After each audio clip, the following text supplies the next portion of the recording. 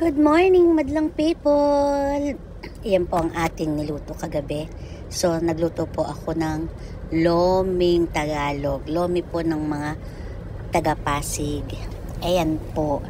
Kasi po nag-request yung anak ko dahil masama po ang pakiramdam nila, may sakit. So, let's go! Magluto na tayo ng loming Tagalog. Ayan po, niready ko po muna ang ating noodles. Yung malalaking noodles po. At saka bumili po ako ng crab stick at naghiwa po ako ng pechay Chinese at meron pong konting carrots. Ayan po ang ating lahok mamaya sa ating loming Tagalog. Iginisa ko po muna ang ating atay. Hinaf cook ko lang po. Ginisa-gisa ko lang po at tinimplahan ko po siya.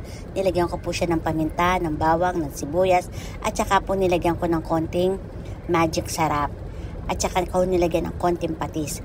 At nang medyo matigas-tigas na po siya at medyo naluto, hinango ko po siya isa-isa.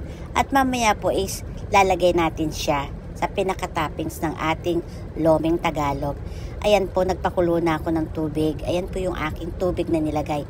Mainit na po ang ating tubig at nilagyan ko po ng pampalasa.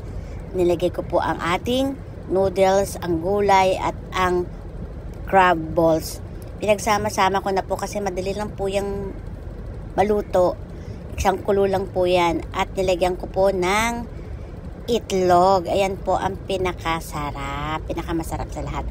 Nilagyan ko po siya ng 3 itlog. Ayan po. Nakatimplado na po siya. Hihintayin na lang po natin na maluto. After a minute, mga 1 minute or 2 minutes, pwede na po natin hanguin. Pero meron pa pong pinakalas na ilalagay natin. Lagyan natin ng cornstarch para po lumapot ang ating sabaw. Ayan po. Nilalagay ko po siya. Naglagay po siya ako ng 4 na kutsarang cornstarch at saka ko po hinalo-halo. Ayan po. Luto na ang ating lomi. Ayan po. Sarap po niyan. Lalo na kapag malamig ang panahon. Tara na po, kain na po tayo.